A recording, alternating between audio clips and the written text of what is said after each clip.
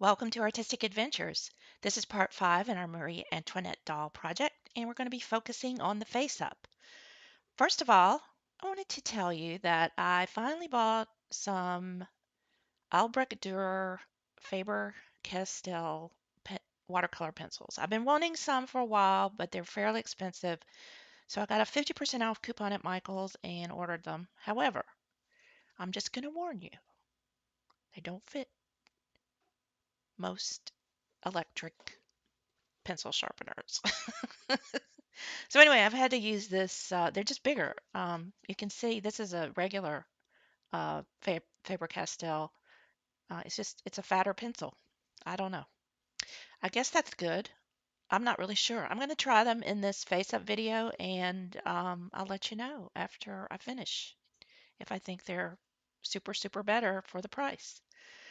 All right, so I'm going to pull out the pencils that I think I'm going to use, a brown, a black. Marie Antoinette did have sort of a ash blonde hair and blue eyes. So we're going to use a couple of dark and a light blue for her eyes. And we're going to use some uh, red color for her lips. And of course, some white for her eyes as well. So those are the pencils I'm going to be using. And oh, I did pop in an orange there for the corner of her eye for the tear duct area. I'm going to use mostly these pencils, but if I find I don't like them, I may switch back over to the other one at some point. So we're going to start out with the black pencil. I'd already put down several coats of matte medium using my airbrush, and I have videos on the process of doing that if you're interested in more details on that. But I did let that dry, and so now I'm just going to use the black pencil to outline where I want her eyes, and I do want them to be a little bit lidded, have the lid hanging down because when I look at her photos, it does seem that she's sort of got lidded or hooded eyes, I guess is the way to say that. And I have trouble seeing the color of her eyes in photos, but I actually did Google that, and it said that she had ash blonde hair and blue eyes. So we're going to go with that. And the way I work is I just continue go over these and darken the lines after I get them placed where I want them. I'm also going to give her sort of arched brows. It seems like she did have sort of arched brows. And the other thing was her lips. It seemed like she had a sort of thin upper lip but fuller bottom lip. So I'm going to try to put that into the face of this doll and see if I can make that work with this Monster High face. So far, I'm going to tell you that I'm not really seeing a lot of difference in these pencils. Really seem to be very similar, other than the Albrecht Dürer ones are fatter, which is kind of annoying because I really like my electric pencil sharpener a lot because I can just pop it in there and get a good point on it.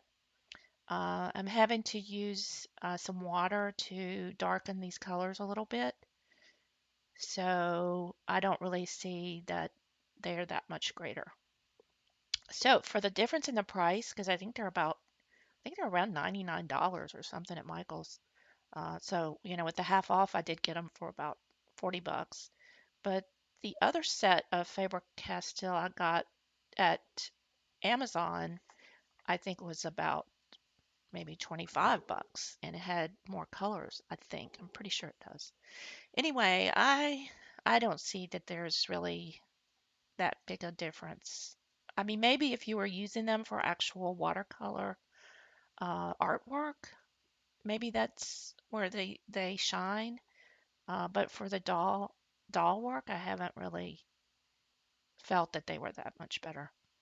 So I did put some creases there over her lids to show that she had sort of a hooded eye look, and then I'm making the brows a little bit darker, and you notice that I'm putting an arch in the brows because she did have that sort of arched brow look.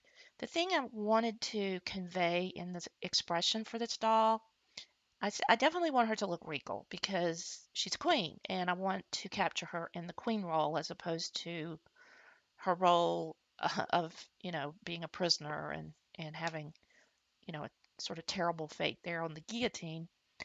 But I also sort of wanted to give her a look of sadness, maybe a glimpse of she has a glimpse of what her future holds in some way, and um, she's regal and yet a little bit distant or sad looking, if that makes sense.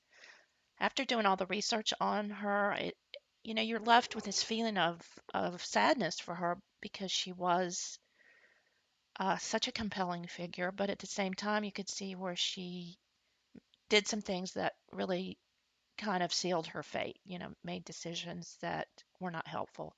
The amount of money that she spent and her close ties with Austria, which was her birth family, caused the French people to not trust her or like her.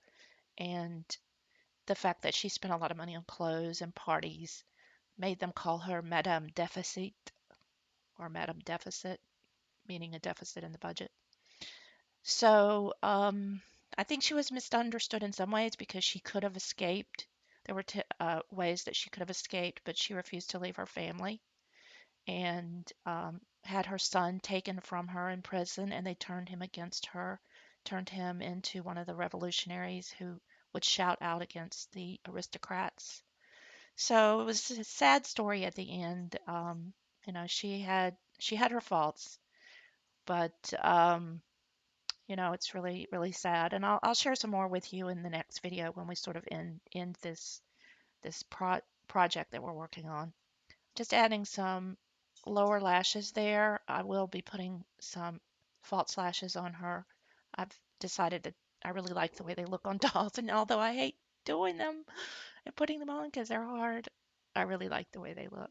So we've got her pretty much finished here, and now we're going to add a sparkle to her eyes with some white acrylic paint. I'm just going to take the cap off the paint and use my pointing tool here to pop a couple of little small sparkles in her eyes.